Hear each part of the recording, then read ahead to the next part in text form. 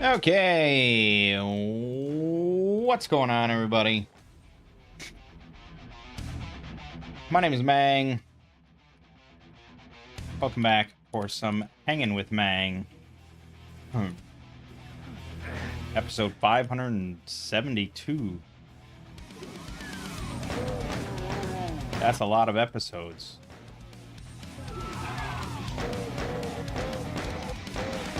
And we're playing a little classic Doom. Something mindless I can talk over, you know? It's what we kind of need. And... playing an ultra-wide. Yeah, I used to be very big on ultra-wide monitors. I remember when I got my first one. I bought like a really cheap shit one. Like basically the cheapest one I could find. Literally just so I could see if I liked the resolution and just like how different it was. And I thought it was awesome. So I immediately bought a much better one. Now I was big on ultra wide for quite a while, and then I upgraded to super ultra wide. Which is pretty cool. It's rare you'd play a game in super ultra wide resolution, though. Usually you just like... It was kind of nice, though, to play in ultra wide and then have like extra windows on the side for something, like as if you had a second monitor. Or even just having like two 16:9 windows open. And then, at a certain point, I heard people talking about how good it is just to play on, like, a new OLED TV. I was like, fuck it, I'll give it a try. I have yet to go back. Like, playing on a good OLED screen is this, like a massive TV. Currently, I game on a 75-inch OLED. And I don't sit very far away. It's, probably not too healthy, but it's awesome. And but then Silksong came out, and I was like, you know what, it might be interesting to try playing, because I saw that they supported ultra wide out the gate. And I was like, you know, it probably looks really gorgeous in ultra wide. Why don't I just play in an ultra wide window on my TV? And so I did.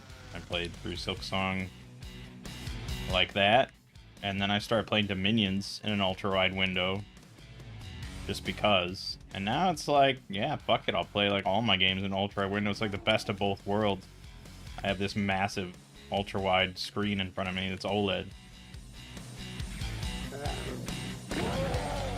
But then, like, if I want to watch a movie or something, it's just a normal big TV. Good, I recommend it. Anyways, this week on this channel, we did some Silksong, as mentioned, and Silksong will continue until morale improves.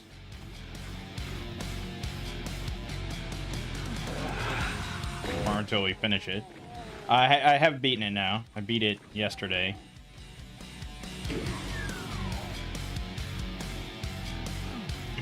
And I got 100%. I didn't get all achievements because you have to beat the game like multiple times to do that. I wish that I mean, I don't care, really. Like, I'm not a guy that's big on achievements or anything.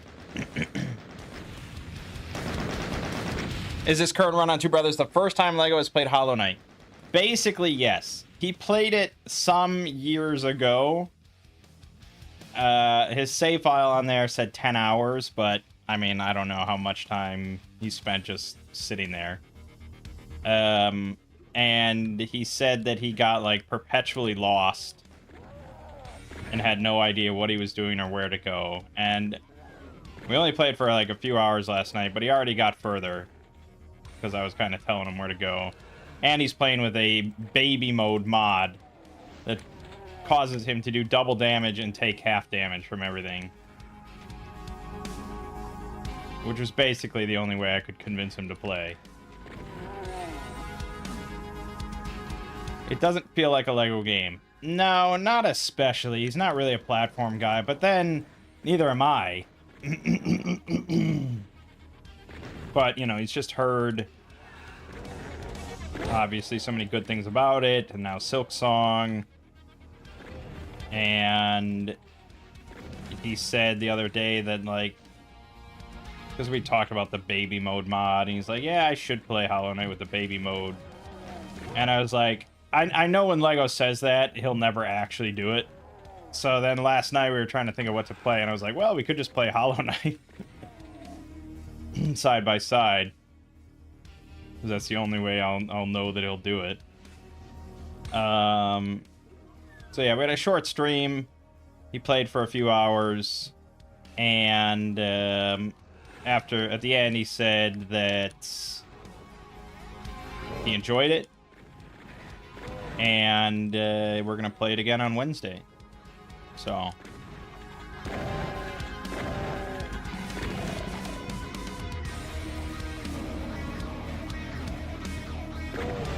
I mean, if your biggest issue with Hollow Knight and what prevents you from enjoying the experience is the difficulty and dying, then it's like, sure, just play with a baby mode mod. Like, no one's gonna stop you. No one really cares. Well, that's not true. Someone out there cares. I don't care. I'd rather you enjoy kind of the beautiful world and artwork and music and experience than, like, oh, you gotta get good. Please get good.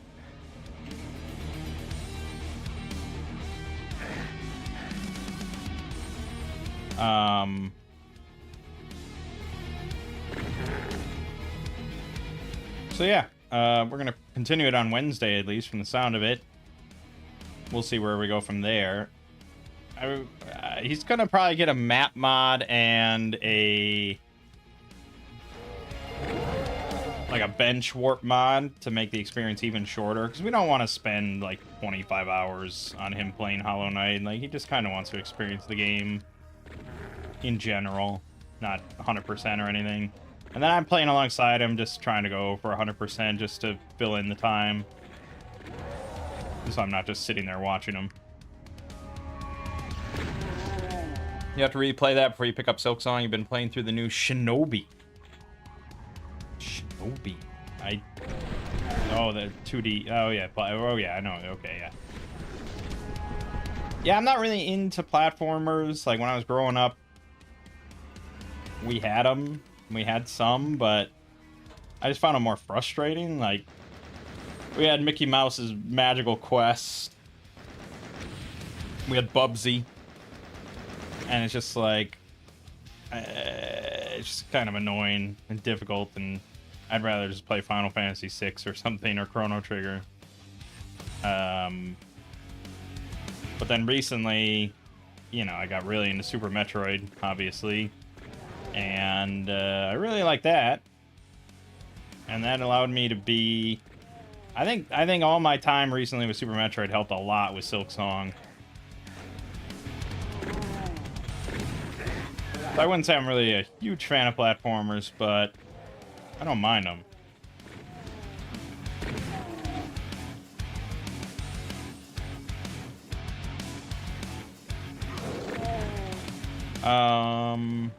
Yeah. And then we were talking about Conquest of Elysium 5, which is Illwinter's other game besides Dominions. And that one supports co-op and is kind of a lighter experience. So I think we might try doing that co-op after Hollow Knight. Did I ever play Guacamelee? No, I did not. The theme did not appeal to me as much as, like, Hollow Knight does.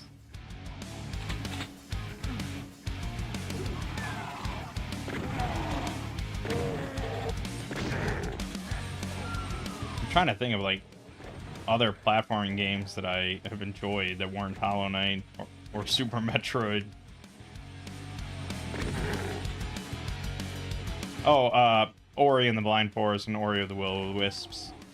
Again, like, it's just the theme is a bit more appealing to me and really beautiful, and it's Hollow Knight-esque.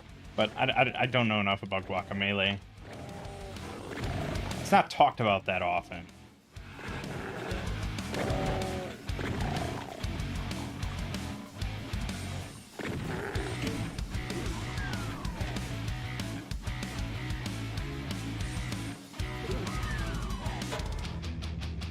Very good, but really heavy on platforming. You don't think I'd enjoy it? Okay, well, that's fair.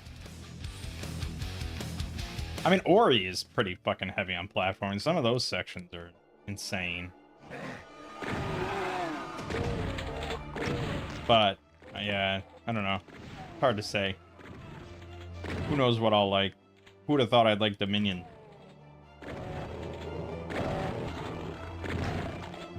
That's the other thing I've been uploading, of course, and will continue to upload probably for the next year at least, every day. So you can all look forward to that. I still recorded like 3 more videos yesterday. I'm recording more every week still than I'm uploading, despite uploading 1 a day. So there's that.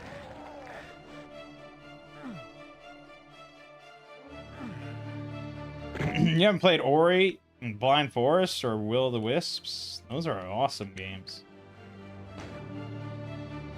But not as good as Silk Song, so probably recommend that first.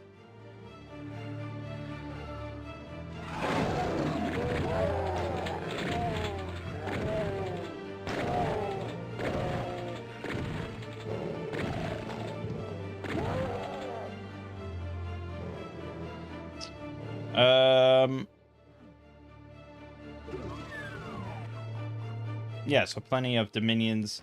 Also, Dark Deity 2, which is now finished. So I will be uploading something new. I think I'm going to go back and continue solo RPG stuff.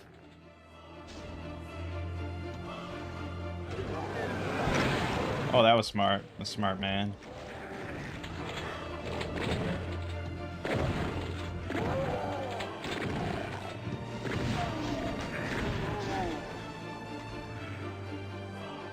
Probably more solo RPG stuff, because I kind of would like to record some more of that. I actually left off kind of in the middle of a campaign I was doing. But it operates sort of a similar time slot thing as Dominion. So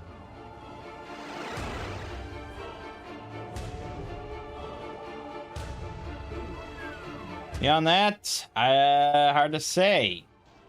There's probably other things coming out. I think the biggest release at this point that I have on my radar would be Ghosts of Yote? Yote? Ghost of Yote? I hope that it's more,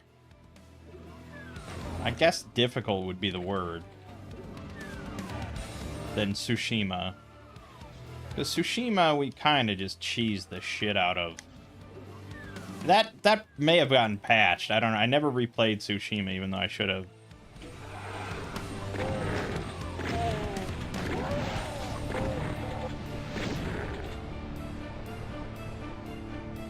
But the kunai or whatever throwing that just like instantly staggered shit so you could execute them, that was a little too cheesy.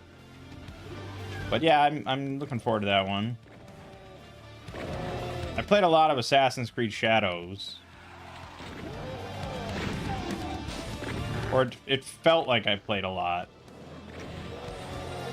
And but I never beat it because I just was like, okay, it's just so much. Like, I'm trying to 100% everything. It's just so much. Like, I don't need all this, but I'm compelled to do it.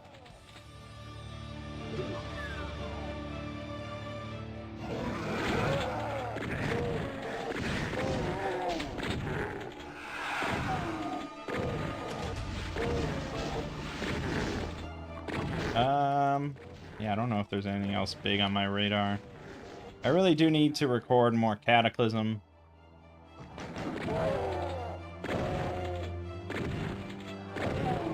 Because there's a new fork of Cataclysm. It's not Dark Days Ahead. It's the Last Generation.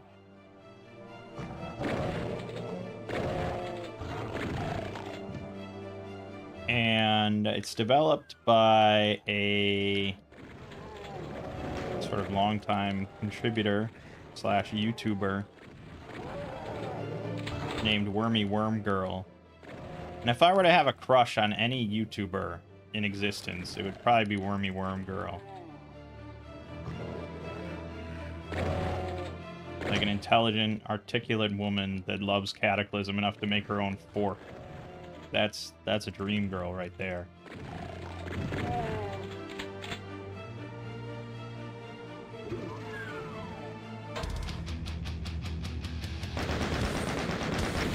But yeah, so the fork is sort of meant to be a harken back to Cataclysm from like a few years ago or so, reverting a bunch of changes that are some of the more controversial stuff, like portal storms. It's similar in some ways to Bright Nights, but it's not as like cavalier of just like everything new sucks. Like there are some good things. I'd like to just give it a try and see how I feel about it.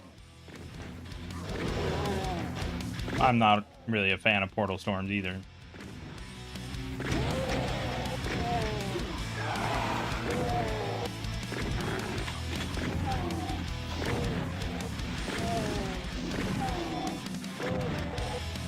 Sounds like my soulmate. Yeah.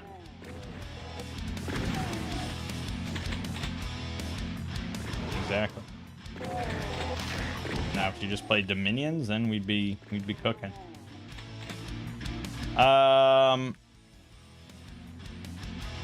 And that's yeah. So that's it.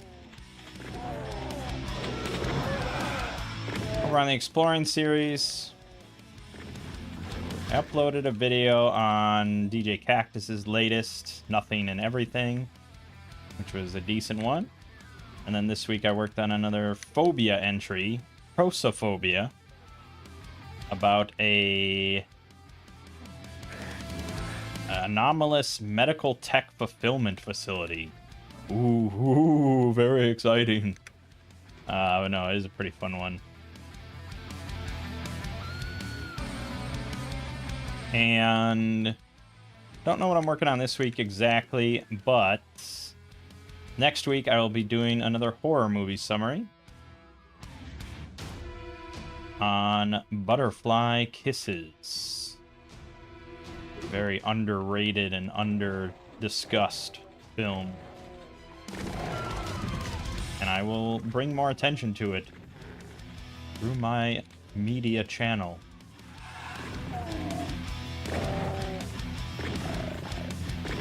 And then after that, it'll be some other SCP. Not anything special. No more than usual.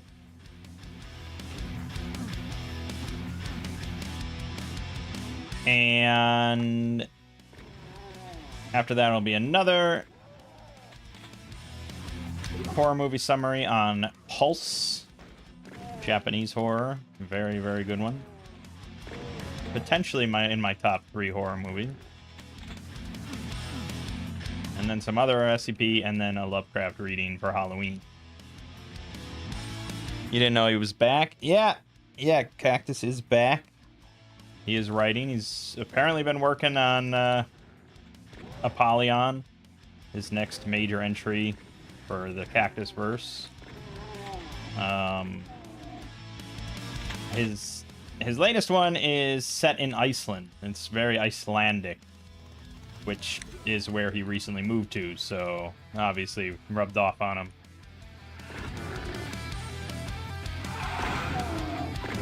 And a while back, I said that I wanted to do like a side project with him where he writes something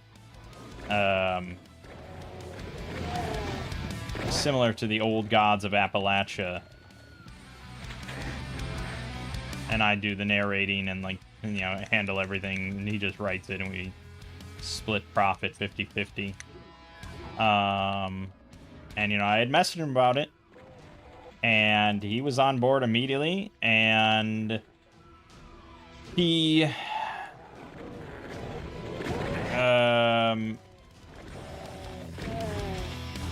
had not heard of Old Gods of Appalachia, and he started listening to it, and he really enjoyed it. And then he said, you know, he was in the middle of moving to Iceland. And that was kind of the last we ever discussed about it. I've messaged him a couple times since then about, like, SCP questions and stuff, but I don't really want to bring it up because it's like, you know, I don't want to nag about it or anything. It's a lot more work for him than it is for me. So, you know, if he's, I don't know. I could mention it again. Now that he's obviously back in a writing mood and a bit more settled. Started listening to that podcast because of me as well. Yeah, it's a good one. I didn't listen to the whole thing just because I'm not really much of a podcast guy.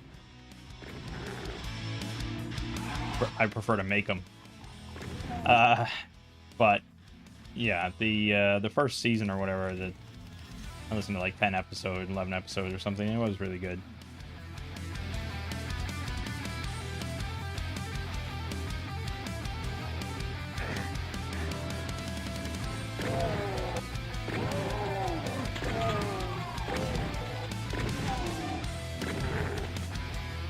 I just think, you know, he's a really good writer.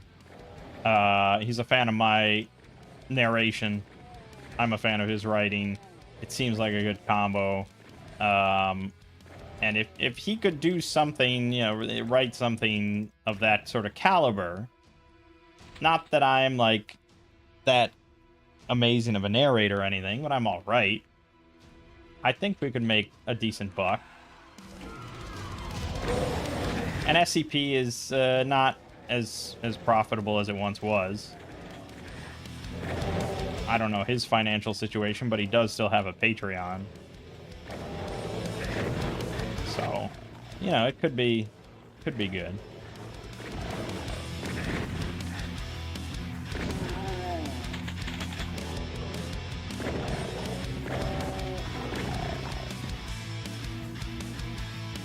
So that's the plan, though, for the next month of Exploring series. I'm looking forward to doing horror movie summaries again. I just like talking about them. I don't really love editing them and having to worry about copyright strikes and things like that. But at the same time, it's like, these videos aren't going to get much views anyways. Like, I risked copyright strikes and demonetization, and I didn't get much for it. So I may as well not take too many risks here and just not overdo any sort of scenes or clips.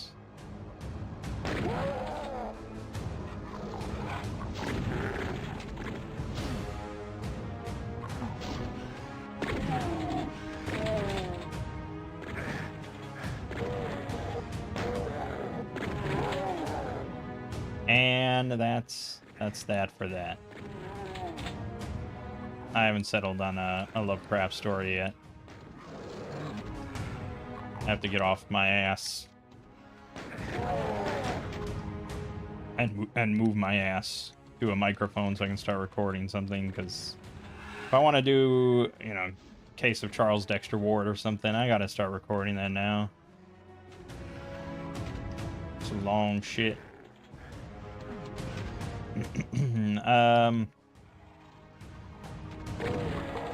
Then all there is to talk about is RPG stuff. So last week I talked about my nephew and how he was seemingly disinterested by our game, and it was really upsetting my aunt. It's causing some strife. And my mom was going to have a chat with him to see if he wanted to sort of drop out, if he would rather not come and play. And she did have a chat with him, and he said, oh no, I love to play. Which my aunt didn't really like to hear. He was really hoping he would just realize he didn't want to come, or we didn't want him to come. I don't know. The butterfly kisses on YouTube. Yep. There you go.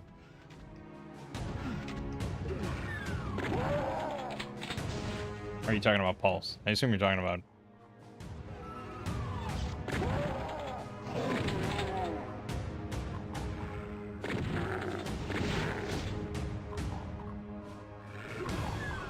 I'm not going to say Butterfly Kisses is like a masterpiece or anything. But when you watch as many horror movies as I do, like, you kind of clock the ones that are above average and kind of special. And I had no expectations going in, and it was like, this is a really cool concept, done well. Like, I'm kind of engrossed, that sort of thing. Yeah, Butterfly Kiss. Okay. Well, good.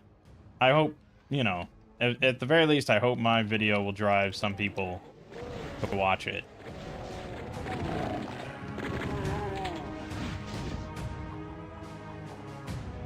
So anyways, he didn't want to drop out. He wanted to keep playing. But I had already kind of committed to changing off of Draw Steel for them. I like Draw Steel as a tactical combat game, but at the same time, that's not really what D&D is. And it's the same complaint that people had with 4th edition D&D. Where it's just like, this isn't Dungeons and Dragons. This is like, oh, this is a board game.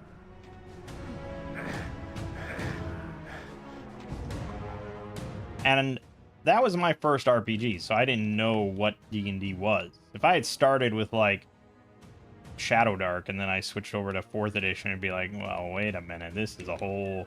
like we're playing a whole different genre.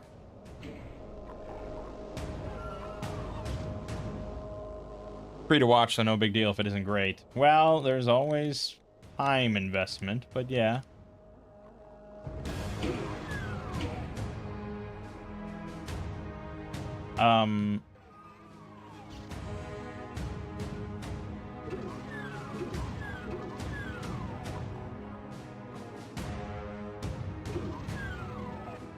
And so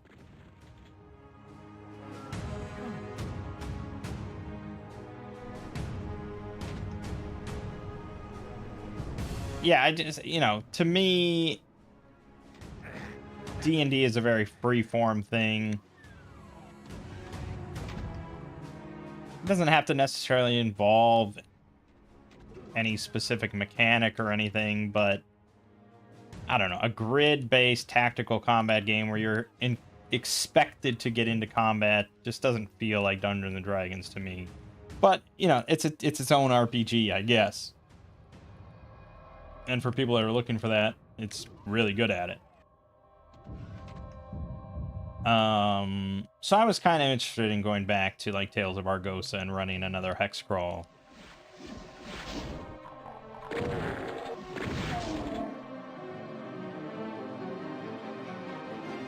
Solo Thug Tom 6 action. That's right. Doom Guy, certified super combatant.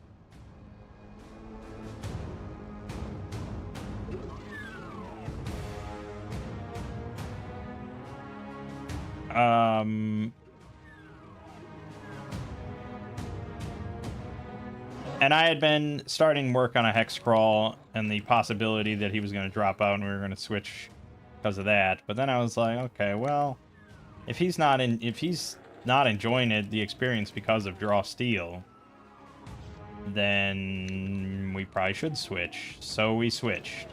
We went back to Tales of Argosa for a new hex crawl, this time devised by me, with some organizational assistance by ChatGPT.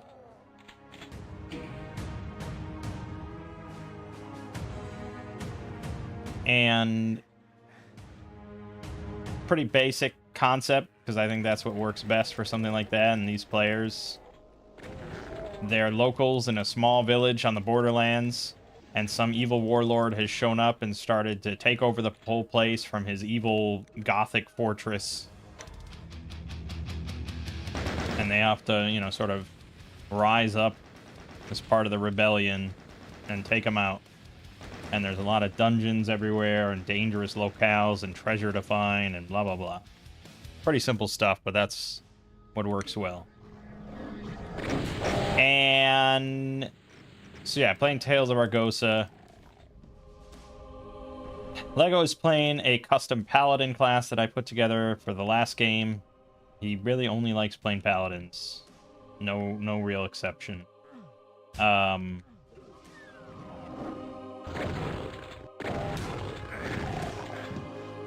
My aunt's playing a rogue.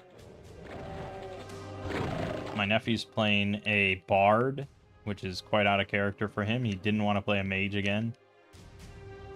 And my mom is playing another custom class that I just put together for her. Because, you know, she struggles the most, so I put together a custom adventurer class for her. Really sort of brain dead. And I was put together actually under the assumption that they wouldn't have a mage in the party this time. So I wanted them to have some sort of like problem-solving utility. But pretty free form, because they're not... She especially is not good at like, here's a teleport spell, now break the game with it. You know, like she can't put one and one together like that. So instead, I gave her a big collection of like once per day abilities that are very free form. Like one of them is just like once per day you can use minor magic to solve a problem or bypass an obstacle. And it's like, it's pretty free form. Someone like me could absolutely shatter a campaign with something like that, because it's just like, it's entirely based on just player ingenuity and DM fiat. But it's like, if she uses that ability once in the course of the game and manages to solve a problem or bypass an obstacle, like, we're in good shape. That sort of thing. Oh, fuck, I closed.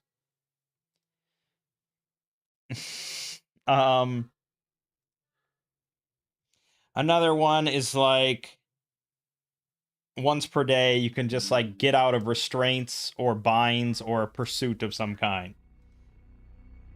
Another one is once per day, you can just find a shortcut or a way around or something like that. One of them I borrowed from Blades in the Dark. And it's just like once per day, you can declare that you had prepared for this somehow.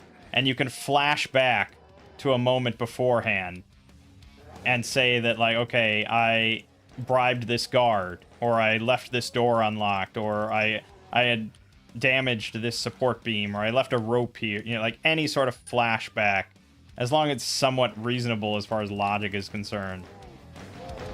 Very freeform stuff like that.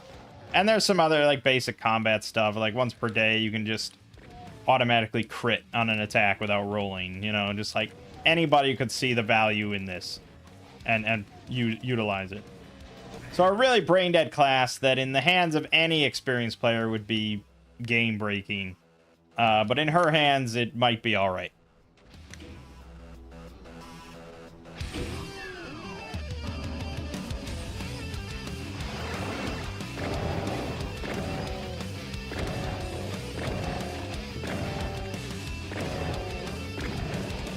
And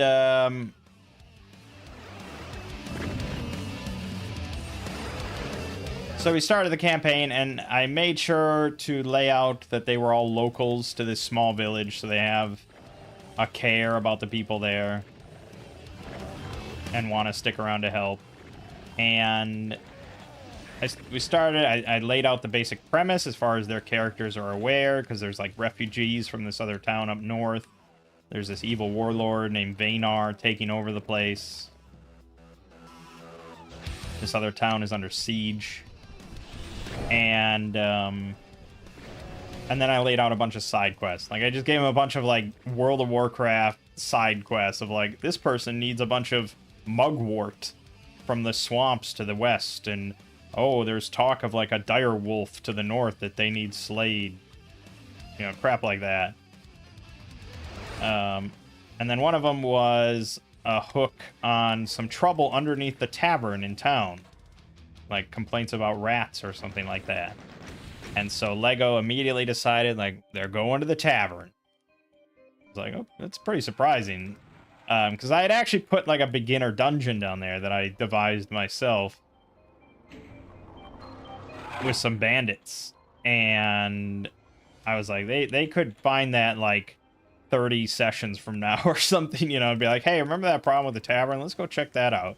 But no, they did a beeline for it, which was good. So they go down there, they soon find there's bandits, and they start talking to them, but then they trigger a trap while they're talking to them, and a fight ensues, and they just butcher the front 2 guards. Just butcher them. Then they go into they sneak into their barracks, and they, like, knock out 3 more. And then they find a letter in one of their trunks. The funny thing is, like, it's funny how much I can just rely on, like, tropes and just archetypes and really, like, basic RPG shit that was played out, like, 40 years ago. Like, these players are just so fresh-faced and newbies and just oblivious to all this stuff. So you can do all sorts of stuff like that. Makes it really easy. So yeah, they found a letter in one of the trunks written by the bandit leader to his wife that he hasn't sent yet. And it's really just like, oh, I cannot come home yet. My men need me. And it, like, really on the nose kind of stuff about how they deserted this evil warlord's army. And he's just trying to protect them.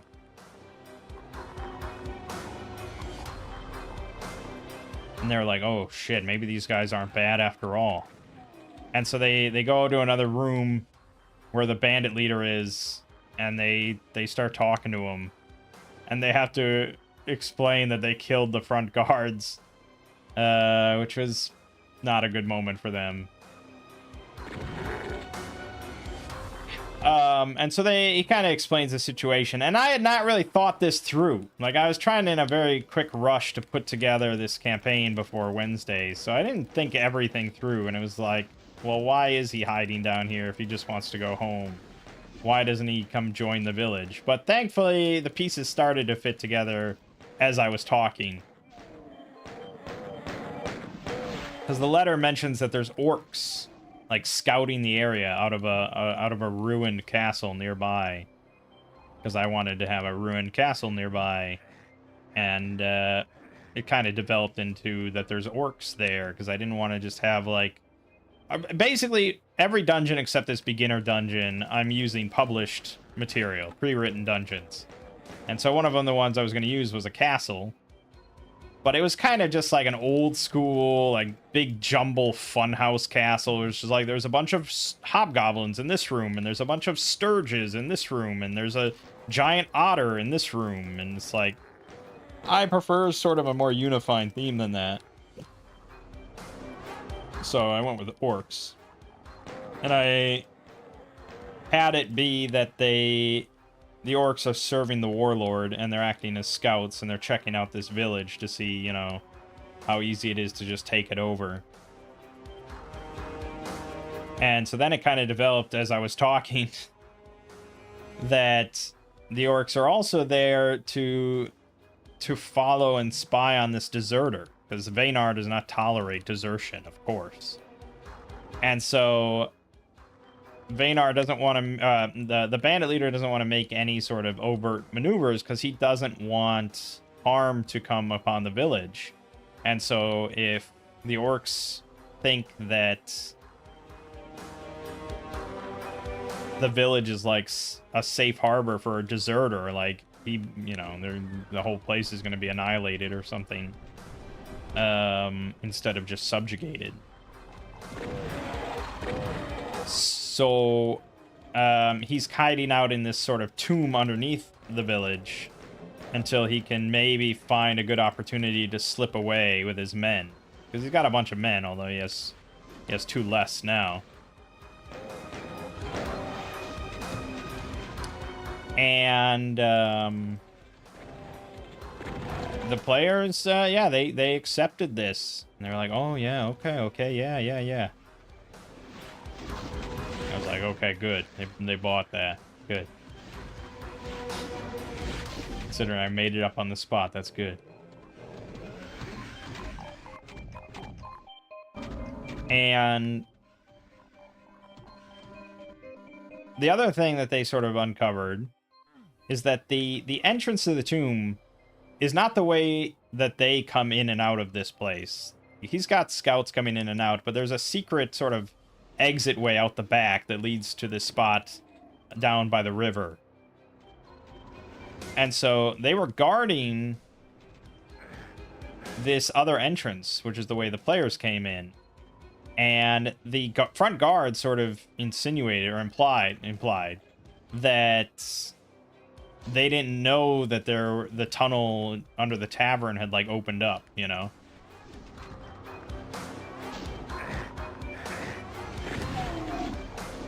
And so I had to lay it out for them because they're not the brightest of players. And I was like, okay, well, your characters would put this together that if they're guarding this entryway and they didn't know that there was a tunnel leading up to the tavern, they must be guarding it from something else. Because there was another separate tunnel that leads, like, further down that they didn't investigate. Because I wanted to put a mega dungeon in the campaign, just to give the players maybe something to consistently explore over the course of a number of sessions. So my original thought was to put Stonehell there, but upon reading more about Stonehell, it doesn't really work because Stonehell requires much more, like, regular access to the surface. Like, there's hobgoblins coming in and out of it across multiple places. It's much more vibrant, whereas I wanted something, like, deep underground, and this is, like, one of the only entrances. There's probably other entrances, of course, but not much movement is happening in and out. So I went with Barrow Maze, which I don't think I've uploaded yet, but I have briefly forayed solo with, oh god, I think it was Shadow Dark.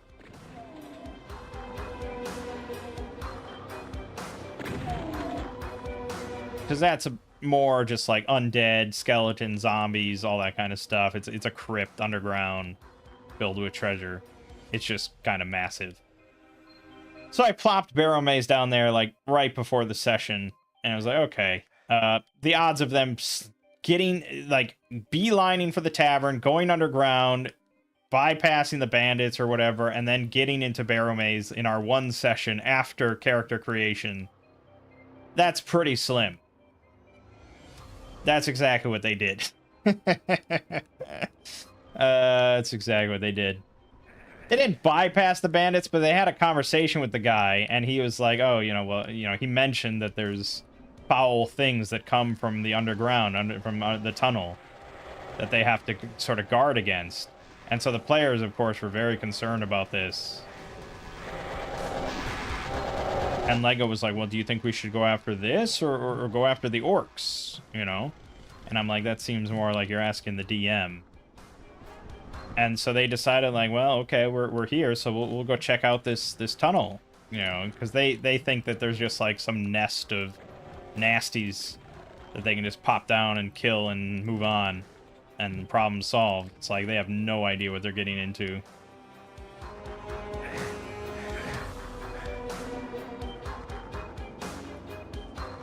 So yeah, they continued on. They went down into this crypt down they went down far into the earth, and then they took a rope down into, like, this tomb, and they were in Barrow Maze. And I didn't even, like, have the map really prepared. I didn't have anything prepared. I hadn't read really Barrow Maze since I ran it myself a little bit, so it was very much on the fly mega dungeoning.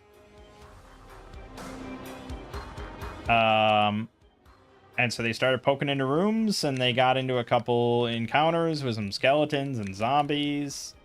And they're playing Tales of Argosa characters, so they're a little bit more capable than, like, OSE characters. So it wasn't too bad. And I had to explain to them, like, look, you're going to need to develop some sort of combat strategies here.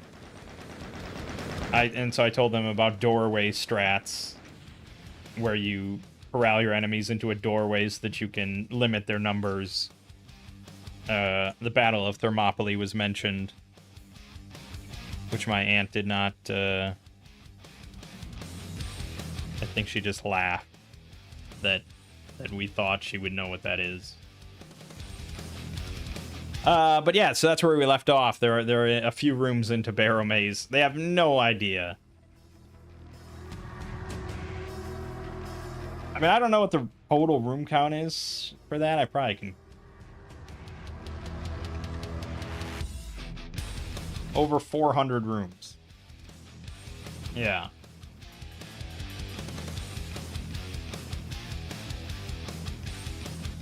Over 400 rooms.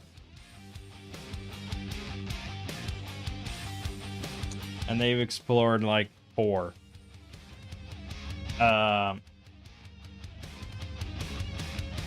So I don't... And we'll see. We'll see. I'm very curious to see how long it takes them going through this place before they're like, we probably should get the hell out of here. I wonder if it's going to be like a TPK or something. Like, they'll stumble into a room that just one too far, and they'll all get killed. I don't know.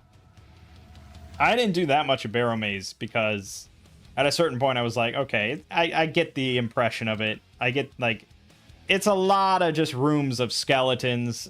There's roaming skeletons. I didn't even do any random encounter checks because it was like we were nearing the end of the session and they were just kind of poking through rooms, and I was like, whatever, we'll just... But yeah, starting next session, we will definitely be keeping track of stuff. But yeah, overall, everyone really liked it so far. My aunt even said that afterwards, she was like, did you write this campaign? Like, you should write a book. And it's like, no, I should not. This is really tropey shit. But I'm glad you're enjoying it. And my nephew was in much higher spirits. He really seemed to enjoy himself. A couple of them really like Lego and my nephew really like keeping track of money and having to buy things with money, the economy kind of aspect, and a bit more of the realism aspect. And then the other two just don't really care. They just like to participate, and they like everyone to be in a good mood. So, they also all pretty much don't like a lot of rules. And Tales of Argosa is a good mix where it's like, it's not very rule heavy. It's kind of a little freeform. It's a little old school, but also has some amount of character kind of abilities and customization rather than just, yep, you're a level 1 fighter. You swing your sword. That's it. Like, there's a little bit more to it, so it's kind of fun. Like, my adventurer class that I put together, like, they like stuff like that. So, yeah. Tomorrow, I'm going to be running a one-shot for some friends. And I'm going to be running Shadow the Weird Wizard. I originally was going to do more Draw Steel, but I don't know if I want to play Draw Steel if my friend is going to DM, like a homebrew campaign. I want something more like what we used to do with, like, Shadow the Demon Lord. So I kind of want to steer him towards Weird Wizard again. I know I just tried to steer him towards Draw Steel. That was, in hindsight, not a good plan. He was on Weird Wizard. He had the books of Weird Wizard I gave to him, and then he jumped on Draw Steel, and it's like, oh, ugh. I like Draw Steel, but I don't like combat, and it's a combat-heavy game. And that was true for 4E D&D, and we found a way around it by not doing a lot of combat a lot of the time. And I'm sure if we did do Draw Steel, like, it would still be fun and good. Like, he's a good DM. We tend to do pretty freeform stuff. It would be okay. But it's a system that very much encourages combat. And, like, 4th edition D&D, we had a lot of abilities and powers and stuff that we could use out of combat in different ways. Like, I found a lot of creative applications for certain abilities that are technically meant for combat.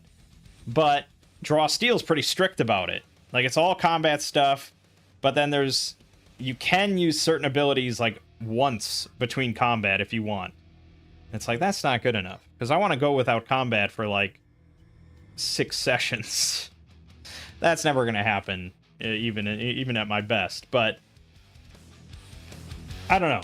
But Weird Wizard is just so much more flexible and open and just magic and solve everything with good magic. And it's like, it's such a fun thing. So I'm going to be running a one-shot with Weird Wizard, and I'm going to be running an adventure called Kidnap the Archpriest by a guy named Skirples. I ran this for my family a number of years ago. It didn't go very well because they're the least creative and imaginative people around.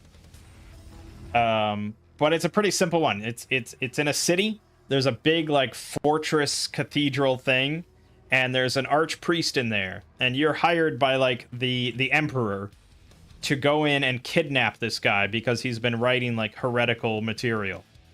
That's it. That's the whole adventure. And so it's a big document that's filled with just like timetables for every like major NPC, so where they are at any given hour of this 2-day period that the adventurers have.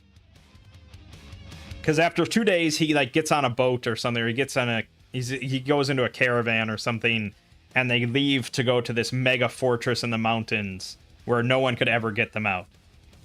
To me, if I heard that and I was playing, I'd be like, okay, well, we're just gonna wait 2 days because we want the we want the real challenge. Especially, I'm giving them level 3 Weird Wizard characters, and it's like, man, you can write your own fucking ticket. Level 3 Weird Wizard? Come on. Especially if I was able to make my own Weird Wizard character at level 3 to solve this specific problem. It's like, okay, I can get in anywhere. Like, there's some insane amount of... Like, at level 3... I know, I probably should just end the stream here, but... Level 3 teleportation, for example. Let's just look at that real quick.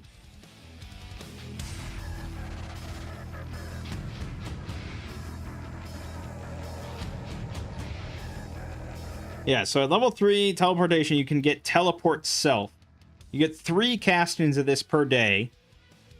You can choose a space within 500 miles that you have seen at least once before. You need not have line of effect or line of sight to this space, and then you teleport there. Now, if you combine that with like any sort of scrying thing, although granted, probably, if we're talking about the mega fortress in the mountains, that's probably heavily protected from any sort of like magical scrying in a setting like this. But there's all sorts of ploys that you could utilize just to get a look at a space. Like getting into a place like that and getting to like a bathroom or something so that you could teleport in later when it's a little bit more vulnerable, or, you know, there's just all sorts of stuff like that.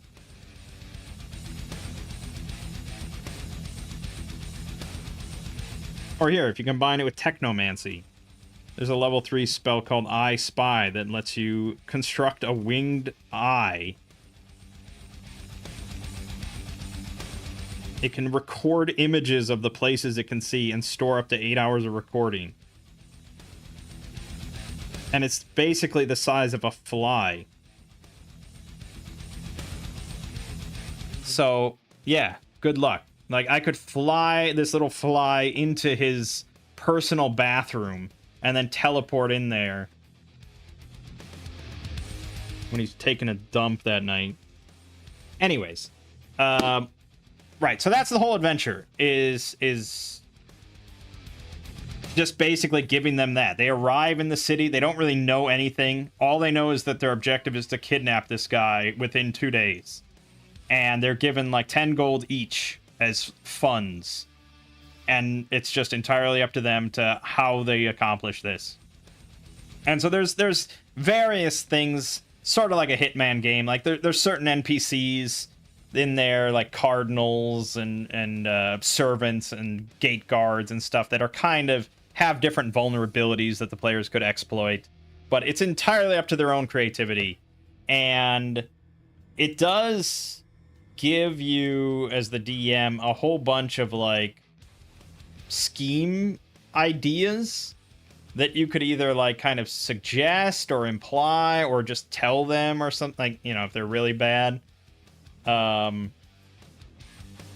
I read through all the scheme ideas that he provides, and it's like, some of them are pretty strong, some of them are pretty good, but then there's others that are just like,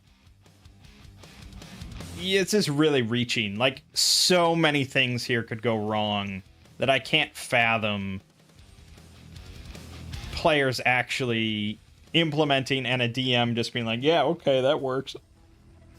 And it's plans where it's like, if something goes wrong, it's going to go real fucking wrong.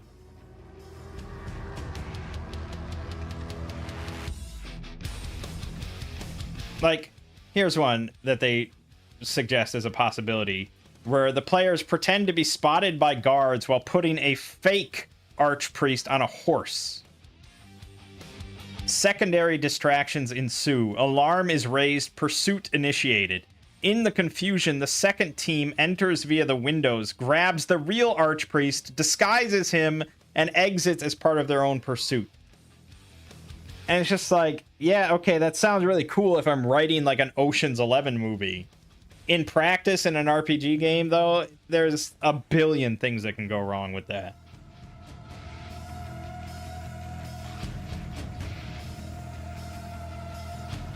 I mean, first of all, you need like a large group of players. You know, because you got two teams there. And then you have to evade capture.